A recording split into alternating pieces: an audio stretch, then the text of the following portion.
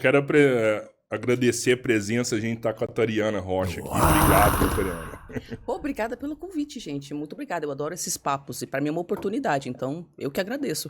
Top demais. Pô, a gente começou aqui o Robertinho fazendo uma brincadeirinha aqui, né? Como se ele fosse um narcisista e tal, né? Tem muita gente que assimila o narcisismo a beleza, assim, né?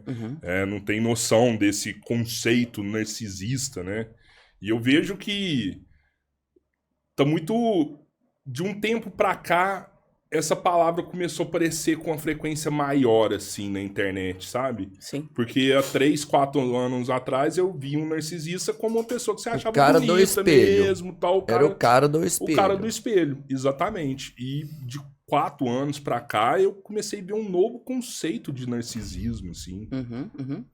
E o que é, assim, eu acho que é isso que ele queria falar. O que é a diferença do narcisismo pro narcisista? Existe diferença? É que assim, narcisismo já foi usado de diferentes formas ao longo da história da humanidade. Então tem a mito de Narciso lá, né?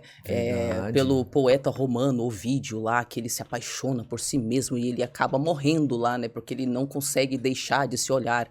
Aí dentro do campo da psiquiatria, médicos e psicólogos psiquiatras como Binet, Havelock, Ellis e Paul Mack falavam sobre pacientes deles que eram parecidos com Narciso.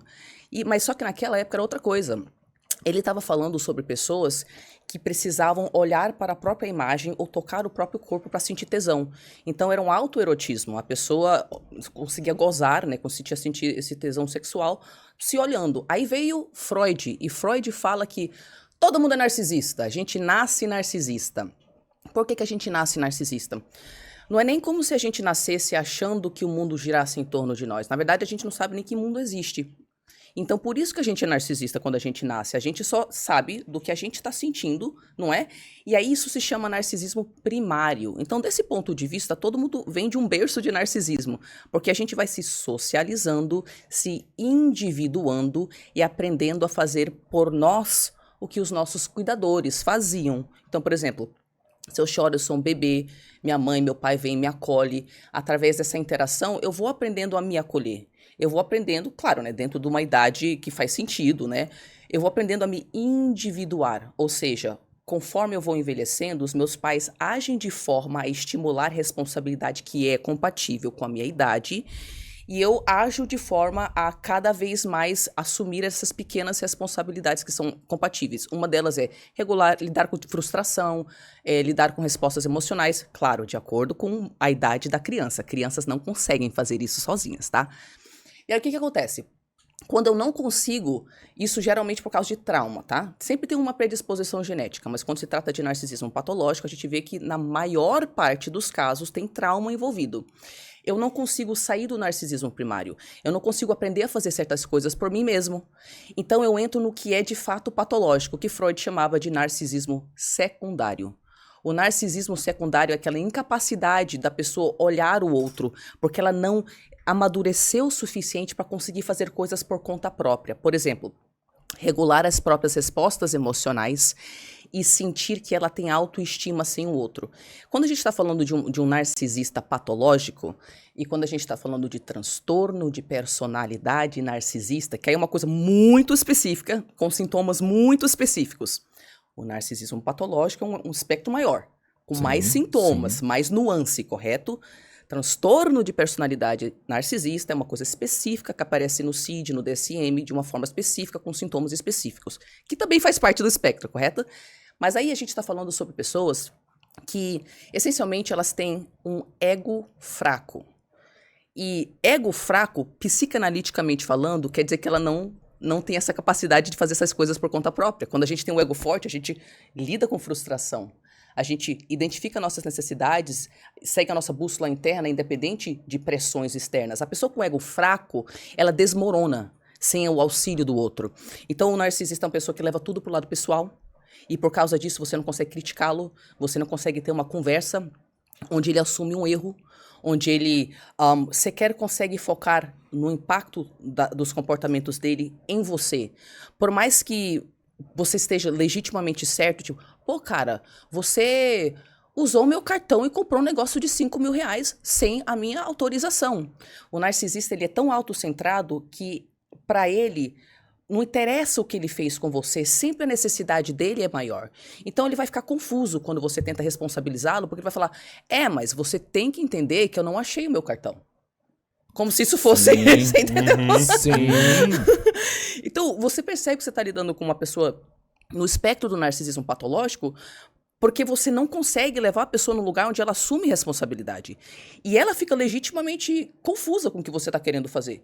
Por quê? Porque a resposta emocional dela de você está falando que eu sou um péssimo ser humano, eu tô sentindo vergonha, é tão forte que a pessoa fica cega. Aí ela começa a dar patada, e nada se resolve.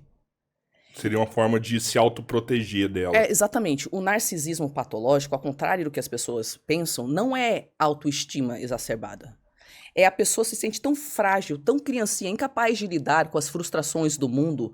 Ela se sente tão inferior por precisar tanto que as outras pessoas validem ela. E aí ela se sente inferior por precisar dessas pessoas. Então ela pune essas pessoas porque... eu devo ser muito desprezível por precisar de você. Então vou punir você em vez de me punir por me sentir desprezível, correto? E aí, são essas pessoas que não tem esse diálogo, você não consegue chegar no entendimento e é tudo resposta emocional, reativa e impulsiva. Então o narcisista, ele não tem autoestima. O que ele tem é uma grandiosidade que é uma falsa máscara, que ele cria porque ele precisa. Como assim ele precisa, Tariana? Cara, todos nós sentimos dores de diferentes tipos. Se você não sabe processar sua dor, você vai buscar uma defesa psicológica. Pode ser droga, pode ser sexo, pode ser videogame, pode ser pornografia, pode ser agressão, você sai punindo as pessoas quando você se sente engatilhado, pode ser dissociação, você pode ir embora para outro mundo, ficar no mundo de devaneio, correto? Pode ser mentira, você pode mentir patologicamente para tentar corrigir as coisas, pode ser projeção, você vai falar, não, você é narcisista. Mas é assim que a psique funciona. Se eu não tenho um ego forte, ou seja, se eu não tenho a capacidade de sozinha regular o caos interno, então eu vou depender cada vez mais de defesas psicológicas. E quanto mais imaturo uma pessoa for, mais ela é defensiva. Você entendeu? E o narcisista é só defesa. Eu fico preocupado demais com isso, porque me parece que cada vez que passa, as pessoas mais jovens estão super protegidas, e isso pode desencadear um trauma maior na adolescência, e as pessoas se transformaram num narcisista depois. Eu acho que... Não é uma parada genética mais, assim, sabe? Olha, você mencionou um negócio muito interessante. As pessoas ficam, não, porque narcisista nasce assim, porque esses monstros, todos nascem assim. Isso é um entendimento extremamente raso de como funciona o comportamento humano. Comportamento humano, mesmo em casos onde há um fator genético, dificilmente é determinado unicamente pela genética.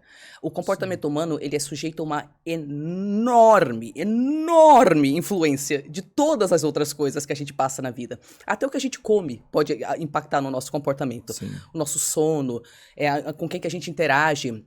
Eu posso ter uma predisposição genética que não é ativada, porque eu tenho que passar por uma experiência específica para ativar aquele comportamento, aquela expressão genética. Então não é eu ter ou não ter a expressão genética, é se foi ativado. Então quando se trata de narcisismo, a gente percebe algumas coisas familiares. Então de fato, né, parece que em famílias onde há narcisistas, há muitos narcisistas. Foi aprendido, foi genético, provavelmente uma mistura, né? Mas o que a gente percebe? Se aprende. Um aspecto grande do narcisismo é aprendido. Por quê? Porque é defensivo. E isso quer dizer o quê? Que tem trauma. Se tem um trauma complexo não resolvido, a psique vai ter que achar defesa. Ela vai ter que. Todos os transtornos de personalidade, mesmo os que têm forte predisposição genética como borderline, você percebe que na maioria, não todos os casos, mas na maioria dos casos a pessoa passou por traumas complexos. O que é trauma complexo? Não é um trauma que aconteceu uma vez e a pessoa teve tempo de se recuperar. Uma vez, outra vez.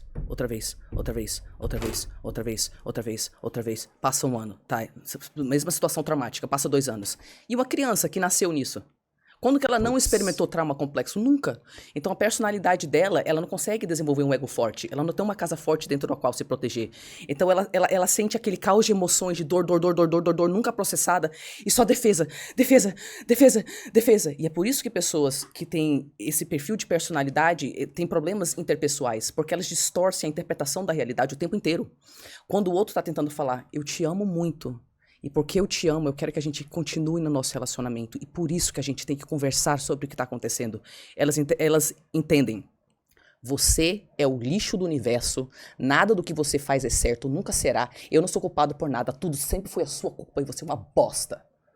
Então não interessa o jeito que tu fala o negócio, tu tenta lá, não, calma, deixa eu pisar em ovos, deixa eu dar 10 elogios pra pessoa antes, né, pra preparar o ego da pessoa, pra crítica. Você não consegue chegar lá porque ela fica cega, porque ela revive tudo aquilo que ela não processou na infância, que ela nunca teve capacidade de se estruturar pra se defender.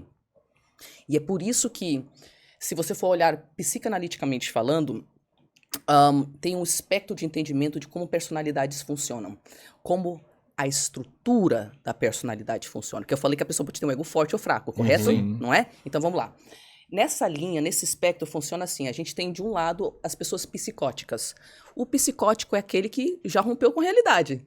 Ou seja, ele tem alucinações, ele tem um pensamento desorganizado, às vezes ele escuta vozes, sente cheiro que não existe, sente coisa que não está lá.